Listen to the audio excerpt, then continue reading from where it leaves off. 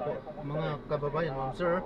This is John, the Filipino channel. Ang inyo pong lingkod. So today is October 22, 2025 at tayo ngayon ay papunta dito yan sa may Matthew Street, Kaligayahan, Novaliches, Quezon City at dadalhin po natin sa may FUR MDS Veterinary Clinic sa may Bedrock Building, Commonwealth Avenue, Matandang Balara, Quezon City.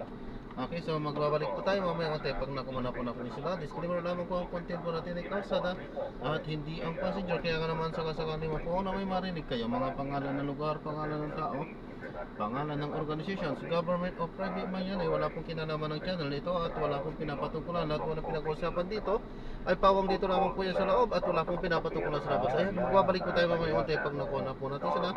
Ayan, at samantala tayo ay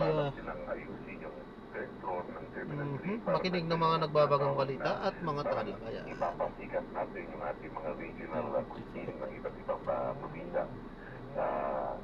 Ito ginagawa pa lang. So, eventually, matatapos yan very, very soon.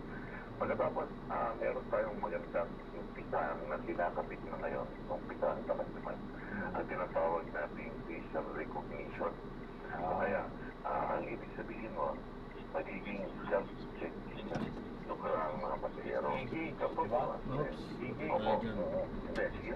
naman magiging inaayos na ngayon yung wiring para kakapit yan sa immigration area at sa boarding gate area para tuloy-tuloy ang daloy ng ating mga pamatakay.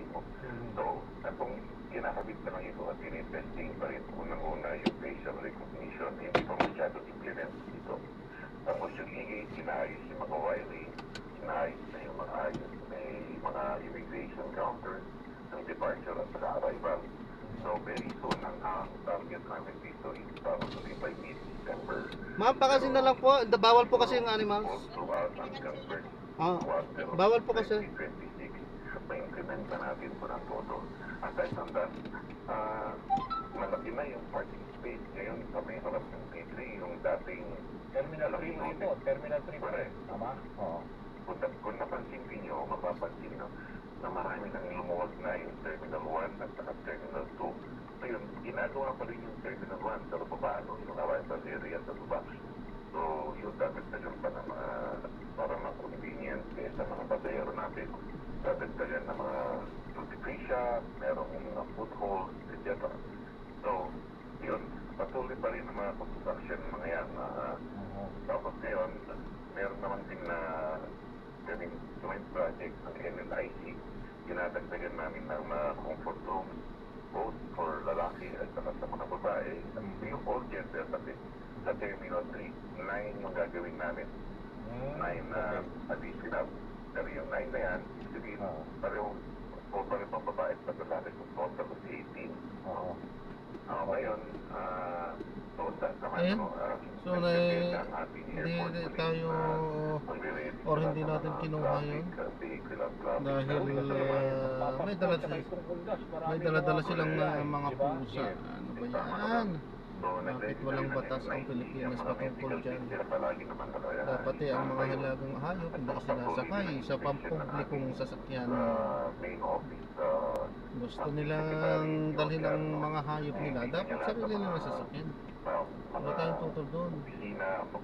Pero kung pampubliko, hinahayaan kasi pinapabayaan kasi wala kasing batas. Ano naman yung mga hindi talaga ano sa mga hayop, ang mga balibalahibo.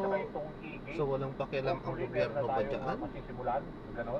So nakapokus lang ba ang gobyerno dahil sa gusto nila ding mga ganyang sistema?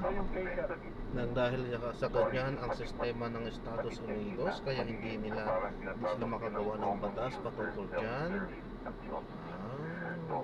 Pero tuturuan pa rin ang mga pasahero natin habang nag-uumpisa kung paano gawin.